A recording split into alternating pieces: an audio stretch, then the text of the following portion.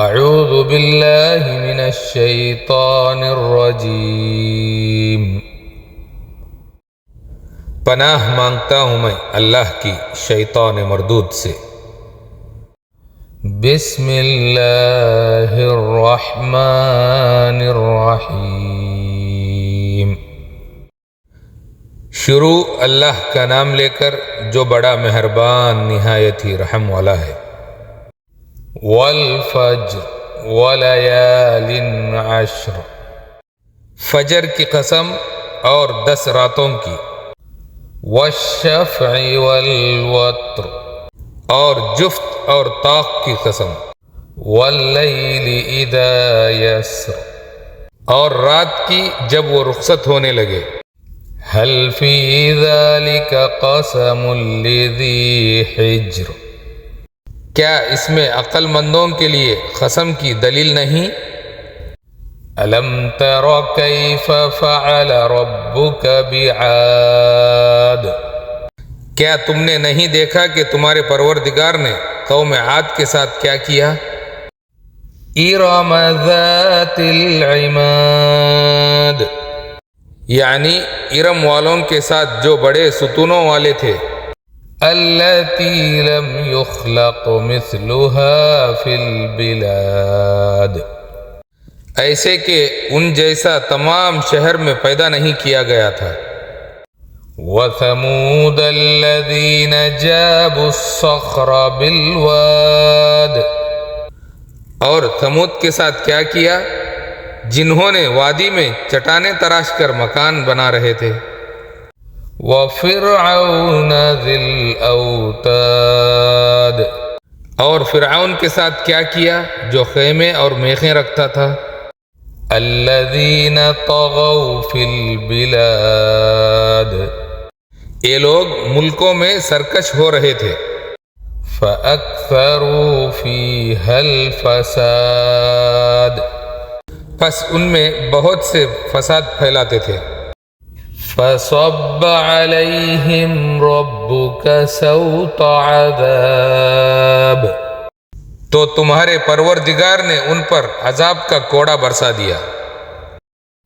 إِنَّ رَبَّكَ لَبِالْمِرْصَادِ، بے شک تمہارا پروردگار طاق میں ہے۔ فَأَمَّا الْإِنسَانُ إِذَا مَا ابْتَلَاهُ رَبُّهُ فَأَكْرَمَهُ وَنَعَّمَهُ فَيَقُولُ رَبِّي أَكْرَمَنِ، مگر انسان عجیب مخلوق ہے کہ جب اس کا پروردگار اس کو آزماتا ہے کہ اسے عزت دیتا اور نعمت بخشتا ہے تو کہتا ہے کہ میرے پروردگار نے مجھ کو عزت بخشی۔ وَأَمَّا إِذَا مَا ابْتَلَاهُ فَقَدَرَ عَلَيْهِ رِزْقَهُ فَيَقُولُ رَبِّي أَهَانَنِ، اور جب دوسری طرح آزماتا ہے کہ اس پر روزی تنگ کر دیتا ہے تو کہتا ہے کہ میرے پروردگار نے مجھے ذلیل کیا۔ کَلَّا بَل لَا تُکْرِمُونَ الْیَتِیمَ، ایسا نہیں بلکہ تم یتیم کی عزت نہیں کرتے۔ وَلَا تَحَاضُّونَ عَلَى طَعَامِ الْمِسْکِینِ، اور نہ مسکین کو کھلانے کی ترغیب دیتے ہو۔ وَتَأْكُلُونَ التُّرَاثَ أَكْلًا لَمًّا، اور تم میراث کے مال کو سمیٹ کر کھا جاتے ہو۔ وَتُحِبُّونَ الْمَالَ حُبًّا جَمًّا، اور مال کو بے حد محبت سے چاہتے ہو۔ كَلَّا إِذَا دُكَّتِ الْأَرْضُ دَكًّا دَكًّا، ہرگز نہیں جب زمین کو خوب ریزہ ریزہ کر دیا جائے گا۔ وَجَاءَ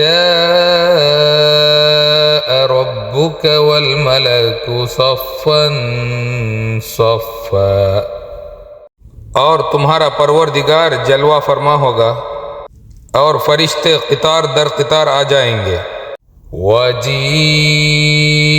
يَوْمَئِذٍ بِجَهَنَّمَ يَوْمَئِذٍ يَتَذَكَّرُ الْإِنسَانُ وَأَنَّى لَهُ الذِّكْرَى۔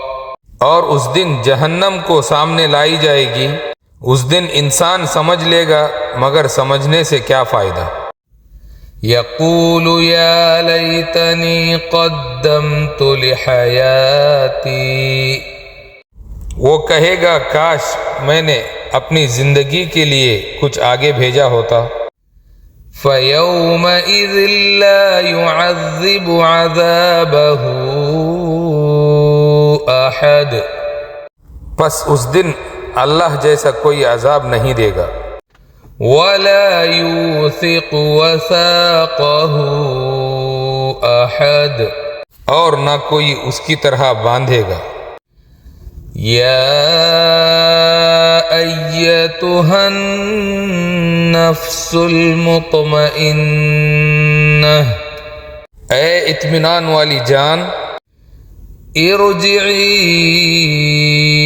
الی ربک راضیۃ مرضیہ، اپنے رب کی طرف لوٹ چل، تو اس سے راضی وہ تجھ سے راضی۔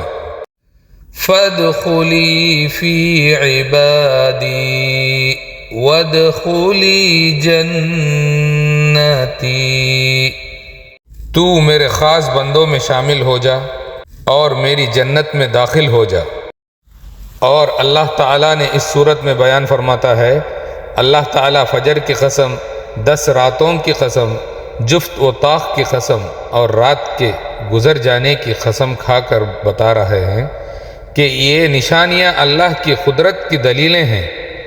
پچھلی قوموں کا انجام قوم عاد، قوم ثمود اور فرعون جیسے طاقتور، ظالم اور سرکش لوگوں کو اللہ نے ان کی نافرمانی کی وجہ سے سخت پکڑ میں لے لیا۔ مطلب طاقت، دولت، حکومت کسی کو نہیں بچا سکتی اگر وہ ظلم اور نافرمانی کرے۔ انسان کا امتحان، جب اللہ انسان کو نعمت دیتے ہیں تو خوش ہو کر کہتا ہے اللہ نے مجھے عزت دی، لیکن جب اللہ آزمائش دیں، رزق کو کم ہو جائے تو کہتا ہے اللہ نے مجھے ذلیل کر دیا۔ اصل حقیقت یہ سب آزمائش ہے، عزت و ذلت اللہ کے معیار سے ہے، مال سے نہیں۔ 3 غلطیاں جن پر انسان پکڑا جاتا ہے: یتیم کا خیال نہیں رکھتا، مسکین کو کھانا کھلانے کی ترغیب نہیں دیتا، مال کو بہت زیادہ چاہتا ہے۔ قیامت کا منظر، قیامت کے دن زمین ہلا دی جائے گی، پروردگار آئے گا، اس کی شان کے لائق فرشتے صف در صف کھڑے ہوں گے اور جہنم سامنے لائی جائے گی۔ اس دن انسان کو اپنی غلطیاں یاد آئیں گے مگر فائدہ نہیں ہوگا۔